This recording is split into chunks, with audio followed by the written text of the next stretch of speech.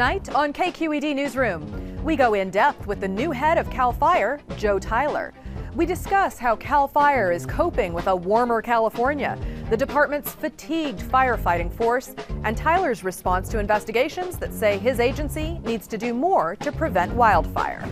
Plus, we visit some feathered friends on tonight's edition of Something Beautiful. Coming to you from our headquarters in San Francisco this Friday, August 12th, 2022. Hello and welcome to KQED Newsroom. I'm Priya David Clemens.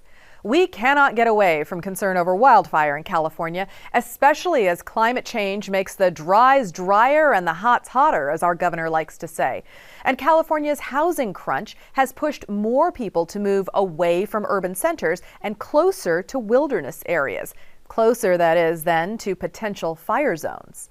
We're well into fire season, and this week firefighters have been focused on a major blaze in Northern California. The McKinney Fire has burned more than 60,000 acres and killed 4 people, including a woman who worked as a longtime Forest Service lookout. The agency charged with fighting and preventing wildfires on state land is CAL FIRE. They have a new director, Joe Tyler, who was appointed by Governor Newsom in March. Chief Tyler joins us now by Skype from CAL FIRE headquarters in Sacramento. Chief Tyler, welcome to the show. Thank you very much for having me. Well, you've been with the agency for a long time, right? 31 years, but you've been in this job as the director for just a few months. How's it going? It has been an honor and a great opportunity to serve as the director and fire chief of CAL FIRE. I never thought that I would be here. Why not? Well, I started my career, as you said, so many years ago in Shasta County, eventually making my way down to Riverside, where I worked there, and then back into the Sacramento area in El Dorado County. Were you a firefighter through that time? Were you in the field? I was a firefighter. Started from the lowest ranks of our department as a seasonal firefighter and made my way through every fire suppression rank that this department has to where I am today. And what did that sort of perspective give you as you start this job as director? You know, it's given me a full depth and breadth of experience across the state, working in multiple areas in this state and understanding the diversity of the state as well. It gives me the opportunity to know where I worked in a fire station and did vegetation management treatment and responded to emergencies, as well as I had a stint where I worked in administration as the administrative officer. And I think that all of those things have made me well-rounded for the position I'm in today. So could you sketch out for us a description of the work CAL FIRE does, separately from maybe the local firefighting departments or the federal lands? What specifically does CAL FIRE do? How large a portion of California is CAL FIRE responsible for? So thank you for the question. CAL FIRE is the wildland fire agency for the state of California, protecting 33 million acres across the state. That's really a lot of the foothills and valley areas of California, where up higher in elevation, our federal partners take responsibility for that wildland fire jurisdiction. But not only does CAL FIRE respond to wildland fires, it also provides under contract municipal fire services. We are also the State Fire Marshal's Office. And equally important, we are, as our name says, Department of Forestry, a resource protection and natural resource improvement agency as well. So what does that mean? Can you break it down for us? How much of your work is in fire prevention? How much is firefighting? Is that sort of a 50-50, or does that change from season to season? Well, I think that changes from season to season. Whereas we saw 2.5 million acres of land burn in 2021 and 4.3 million acres of land in 2020. This year alone, we've only burned 181,000 acres. I say only, that's still a significant amount, but we are prepared to respond to emergencies. And in 2022, the wildland fire emergencies have been much less. So to your point, when my personnel are not assigned to emergency response, I expect them to be doing vegetation management, fuels reduction, and defensible space type work. Do you feel you have the resources that you need to lead this agency? It's billions of dollars, right? The state is investing in CAL FIRE, but fire has also never been as big a threat to us as it is now. Do you have what you need in terms of your resources? You know, we really saw a significant increase in the fire activity starting in 2014, and it continues to grow through today. Like I said just a few minutes ago, only 181,000 acres have burned in California this year.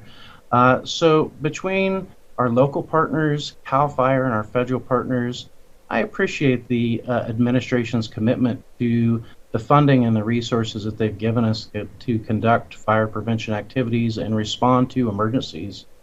You know, the conditions in California, they haven't just developed overnight. This is years, hundreds of years of improvement that's needed, and we are working together at all levels of government with our local and private partners as well as our federal partners to try to turn this corner. So I don't hear you saying, no, we need more trucks or aviation vehicles or more personnel. You know, certainly in a planning effort, our personnel and our resources that we have today seem to be meeting today's need. You know, as we continue to grow and we continue to turn this corner on fire prevention activity, I certainly hope that we're going to see the amount of acreage in California start to decline burning each year. Why do you think we've had an easier start to the fire season this year?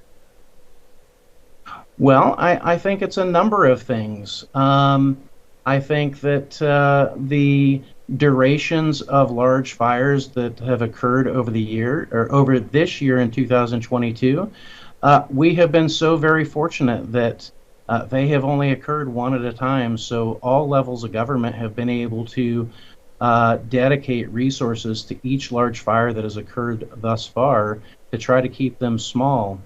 It's equally important to know that 1 year ago tomorrow, the Central and Northern California area were pummeled by lightning that started hundreds of fires 1 year ago tomorrow.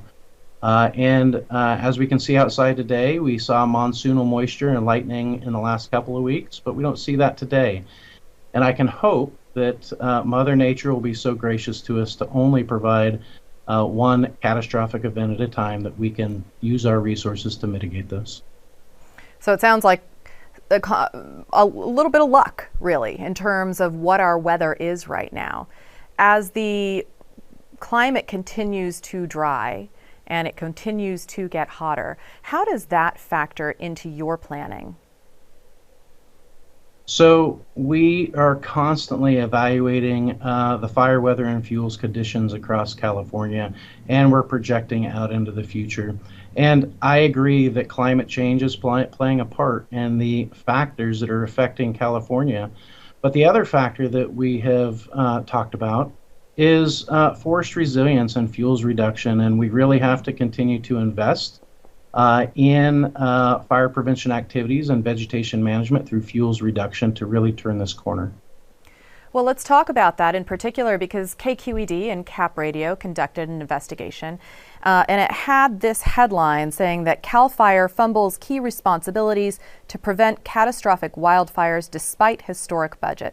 So last year, your budget was $1.5 billion for wildfire prevention and forest health, but the investigation found that CAL FIRE hadn't been clearing brush and that there's been a greater emphasis on firefighting than on forest management.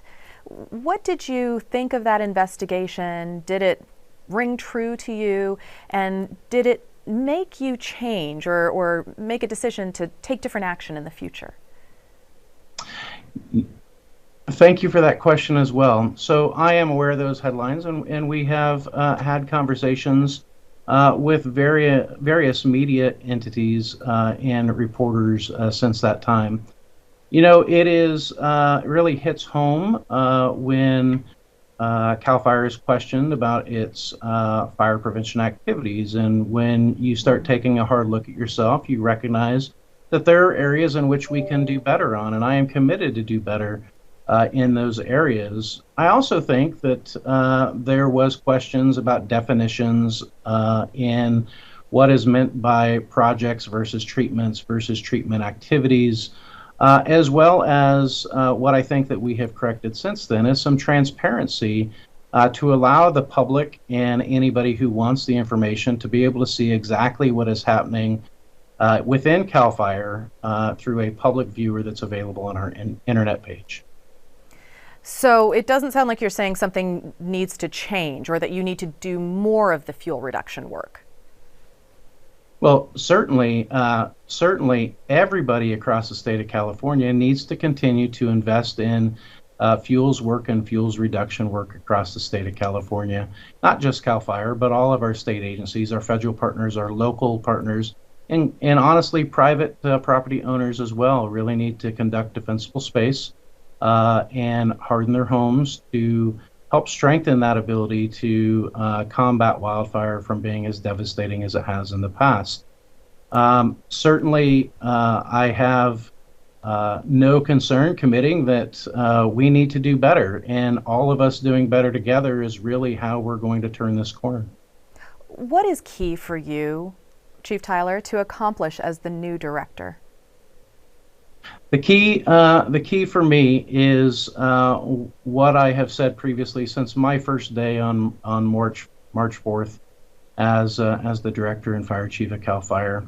We have had long and devastating fire years across California, and when I come into this position, I note that the personnel that work for CAL FIRE specifically, but it isn't just CAL FIRE; it's all the firefighters across California, are really fatigued from these years of large and devastating fires.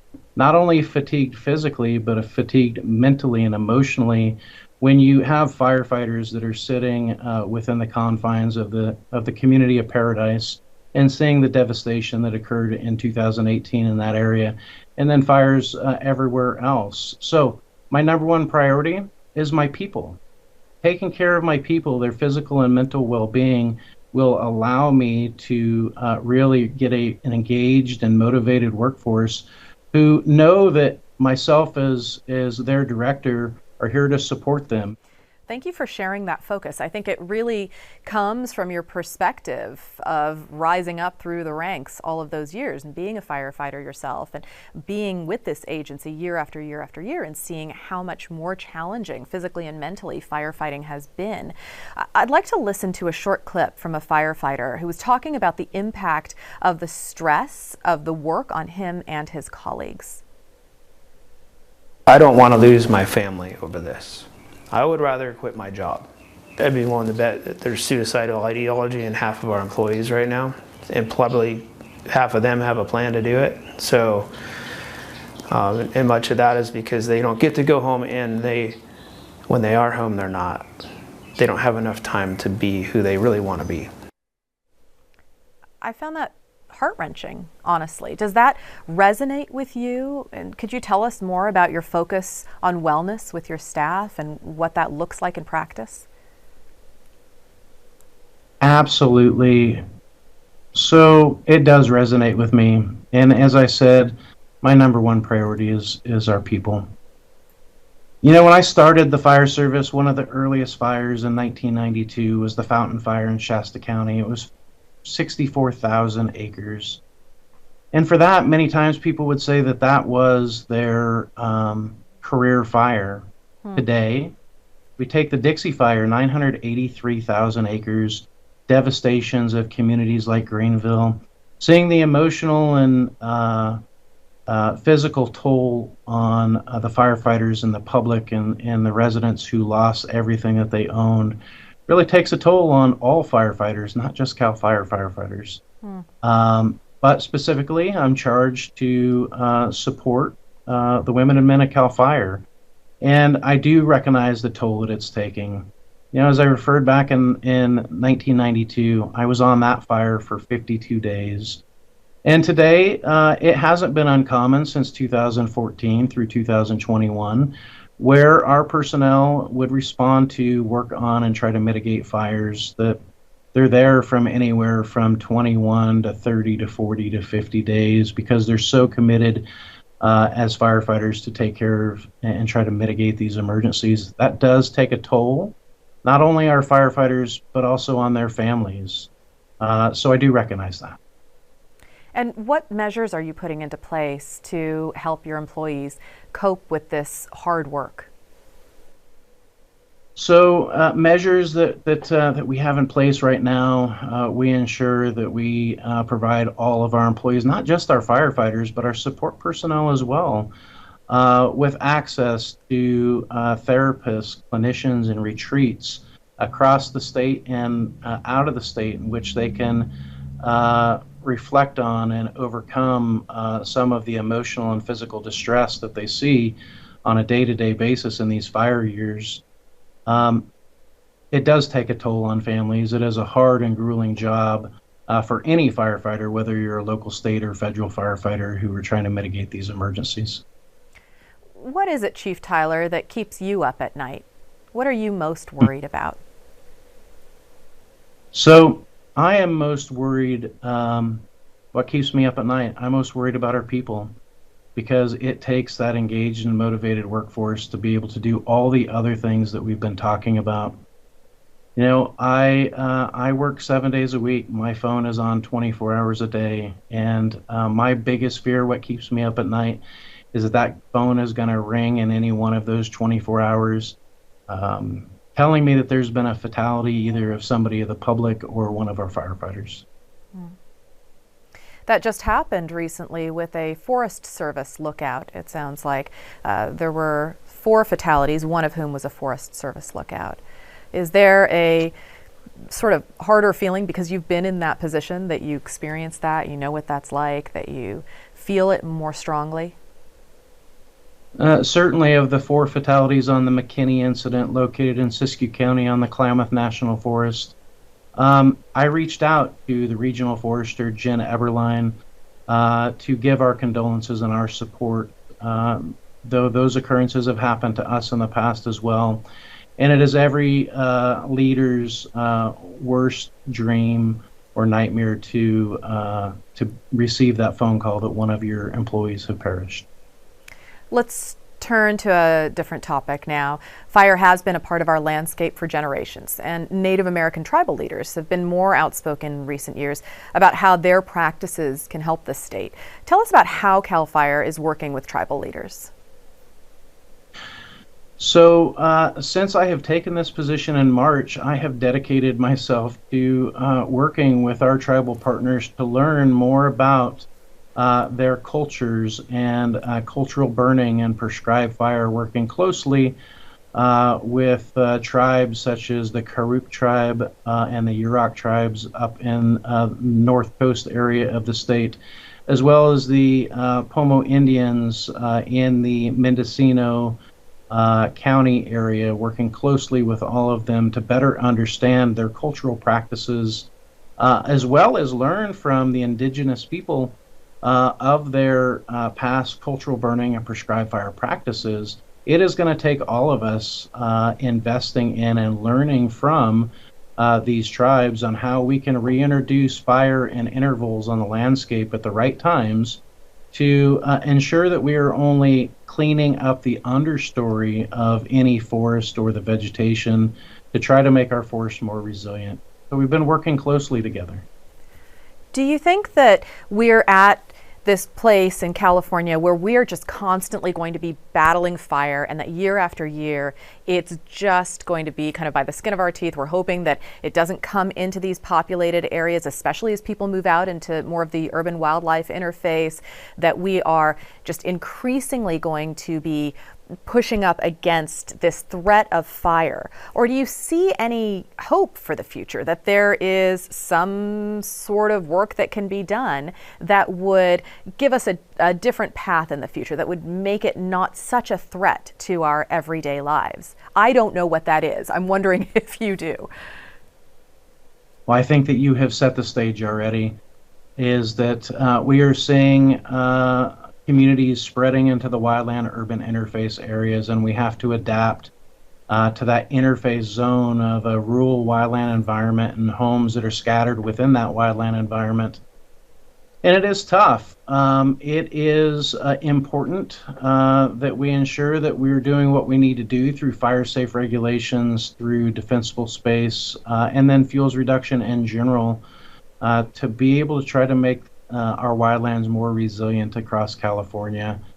It is not going to happen overnight, but I think that it is clear by all Californians and the people of California that we have to do something to turn this corner. So we have to invest equally, as you have seen, in fire prevention and fire suppression activities until such time that we do turn this corner, and I believe that someday we will. Would you discourage people from moving into those wilderness adjacent areas?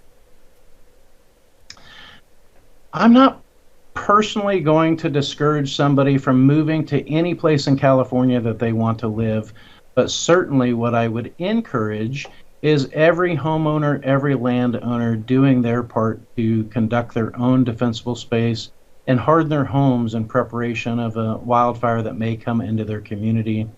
There's a lot of efforts that are going on right now through grant opportunities or otherwise to be able to reflect upon ways in which we can do better together. So turning to a different topic here in the last few moments we have, tell us about your thoughts on the use of prisoner firefighting crews. So we're talking about people who are incarcerated and voluntarily work for a few dollars a day to fight fires. So I appreciate that question as well. And there was a time in which CAL FIRE had a interagency agreement, which we still do with the California Department of Corrections and Rehabilitation. There was a time in which CAL FIRE had 38 conservation camps and up to 196 fire crews that did both firefighting and fuels reduction work using incarcerated inmates who were eligible for that opportunity. A low-risk inmate who was really becoming a strong firefighter and gaining additional on-the-job opportunities and skills. They had been and have been critical in the firefighting effort with these firefighters going in places that mechanized equipment can't go. And through the years, through criminal justice reform and otherwise, we have decreased to 30 conservation camps and a capacity of 152 hand crews through CDCR.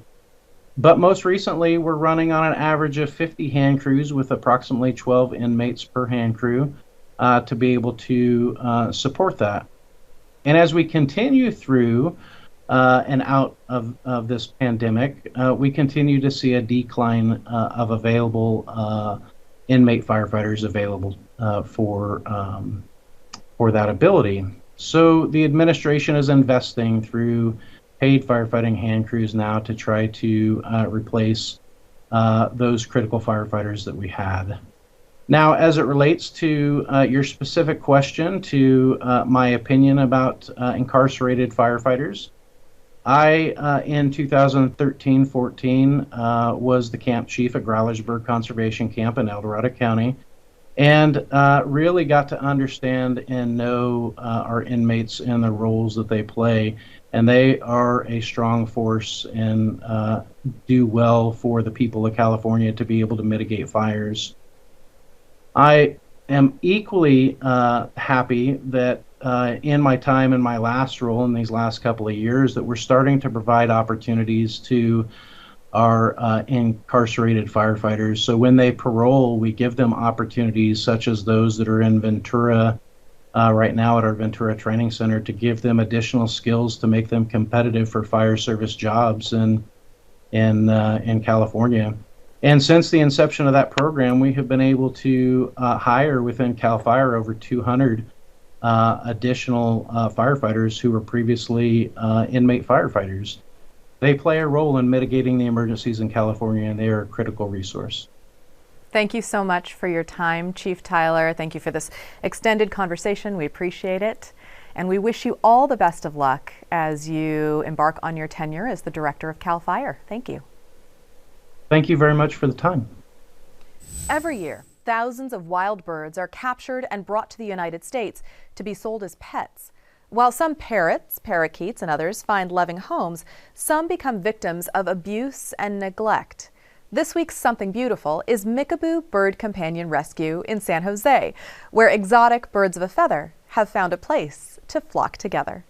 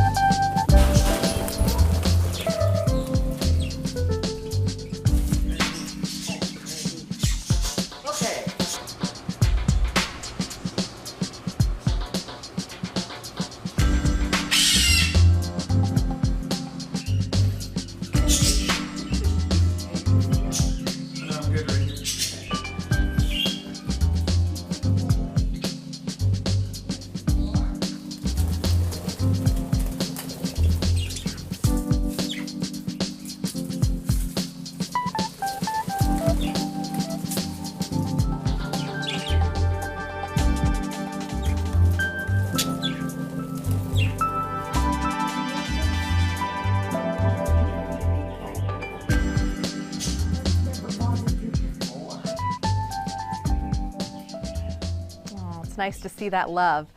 That's the end of our show for tonight. You can find KQED Newsroom online or on Twitter, or email us at knr@kqed.org. You can reach me on social media at Priya D. Clemens.